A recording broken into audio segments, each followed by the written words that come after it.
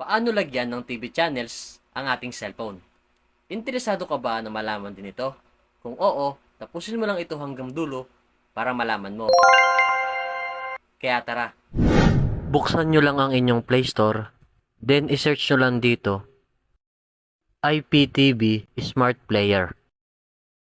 At ayan yung apps na kailangan nating ma-install. At take note, mayroon na rin siyang 5 million downloads. Itap nyo lang yung install para ma-download at kapag okay na, itap na natin tong open. Sunod-sunod nyo lang itap itong continue. At kapag nandito na kayo, huwag nyo lang itong pinduting subscribe. Ang kailangan nyo lang gawin para makalibre ay itap nyo lang itong limited version. Itap nyo lang yan, itap nyo lang itong done, then tap nyo lang import playlist URL.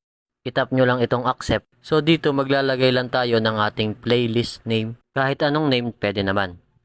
Halimbawa sa akin, Daddy G. Dito naman sa may playlist URL, kailangan muna nating pumunta sa ating Chrome or sa ating browser. Tapos, isearch nyo lang IPTV GitHub. Then, itap nyo lang itong pinakang una. At kapag nandito na kayo, scroll up nyo lang pababa, hanapin nyo lang yung group by country. And then, itap nyo lang itong expand. Tapos, scroll up lang ulit natin at pwede na tayong mamili kung anong bansa yung gusto natin.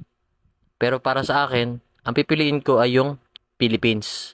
Hanapin lang natin at once na nahanap na natin, iswipe nyo lang pakaliwa at dito makikita nyo na yung available na URL. Ang kailangan lang natin ay i-copy yan at kapag nakopy na natin yan, balik na tayo doon sa IPTV Smart Player. Kapag andito na kayo, i-paste nyo lang yung ating ikinopy na URL dito sa may playlist URL at kapag okay na, ay itap nyo na itong save. Itap nyo lang ito, then tap all channels at dito, makikita nyo na lahat ng channels na available dito sa Pilipinas. So sample tayo, manood tayo. Itong GMA TV.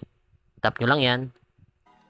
Mga kaaha, isang kita-kita aso ang i-rescue ng magkaibigan sina Maki at Dash mula sa kamay ng mga bully. Magtagumpay kaya sila? At ayan, pwede na tayong manood. So back lang tayo. Try pa tayo ng ibang channels.